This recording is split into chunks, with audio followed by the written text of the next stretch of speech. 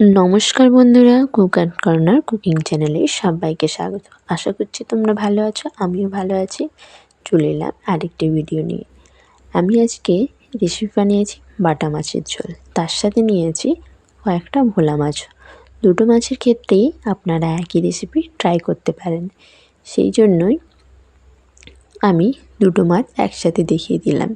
প্রথমে আমি নিয়েছি কয়েকটা বাটা এবং কয়েকটি ভোলা মাছ। তাতে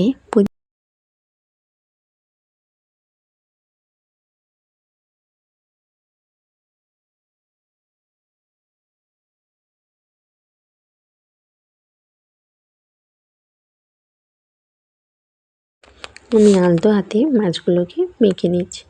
বন্ধুরা, তোমরা অবশ্যই মনে রাখবে ভোলা মাছ লবণাক্ত মাছ, তাই লবণতে কম পরিমাণে ব্যবহার করবে। তাহলে মাছ রান্না করার সময় বা খাওয়ার সময় তোমাদের লবণটা বেশি পরিমাণে লাগবে। এরপর কড়াইতে তেল আমি খানিকটা ছড়িয়ে দিচ্ছি, যাতে মাছগুলো দিলে মাছগুলো সুন্দরভাবে ভাজা হয়। এবার একে একে মাছগুলো আমি দিয়ে দেব।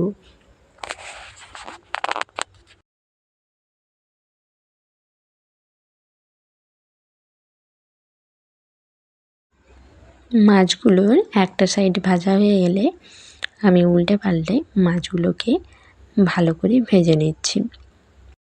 কিছুক্ষণ পরে মাছগুলো তুলেছি, আরও সুন্দর হয়। আপনারা ফলো করতে দেখতে পাচ্ছেন সুন্দরভাবে ভাজা হয়ে গিয়েছে। আমি আরও কিছু মাছটা নেব।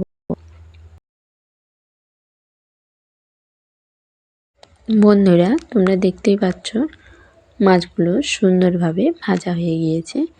এরপরে আমি আরও কয়েকটা মাছ দিয়ে দেব।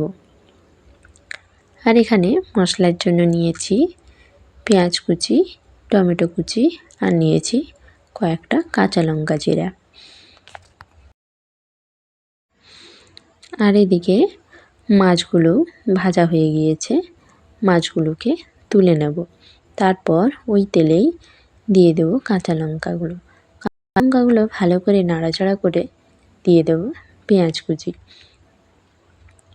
পেঁয়াজ কুচিগুলোকেও ভালো করে ভেজে নেব।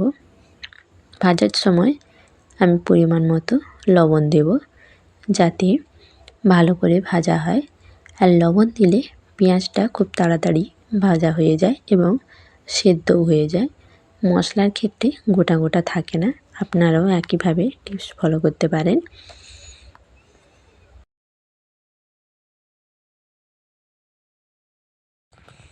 পেঁয়াজগুলো প্রায় ভাজাই হয়ে গিয়েছে। এরপর আমি দিয়ে দেবো টমেটো কুচি। টমেটো কুচিগুলোকেও ভালো করে পেঁয়াজের সাথে মিশিয়ে নাড়াচাড়া করে খুন্তির সাহায্যে আধা আধা করে নেব, যাতে আরও ভালোভাবে মিশে যায় এবং মশলাটা ভালোভাবে তৈরি হয়।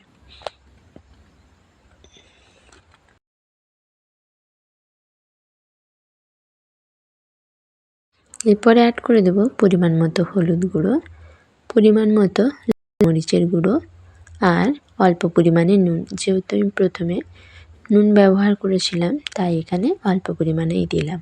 এরপর অ্যাড করে দেব পরিমাণ মতো জল। জলটা আপনারা গ্রেভি অনুযায়ী রাখবেন। যারা যেমন গ্রেভি পছন্দ করেন তারা তেমন জল দেবেন।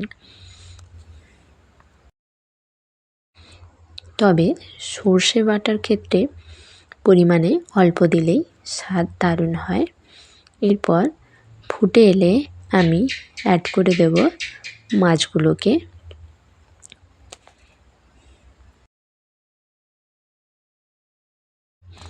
তোমরা দেখতেই পাচ্ছ সুন্দরভাবে ফুটে এসেছে। আমি একে একে মাছগুলোকে অ্যাড করে দেব।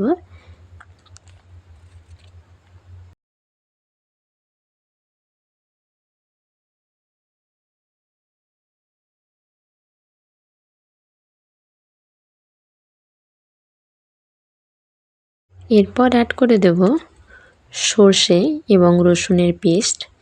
কিছুক্ষণ ফুটে এলে আমি নামিয়ে নেব।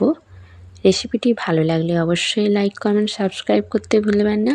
এবং আর নতুন নতুন ভিডিও পাওয়ার জন্য এবং ইউনিক ভিডিও পাওয়ার জন্য আমার চ্যানেলকে অবশ্যই অল নোটিফিকেশান অন করে রাখবেন। বাটা মাছের ঝাল বা সর্ষে বাটা বা সর্ষে ঘোলা একই রেসিপি আপনারা ট্রাই করতে পারেন, কিন্তু একটা টিপস আমি বলবো যে সর্ষে দেওয়ার পর কিছু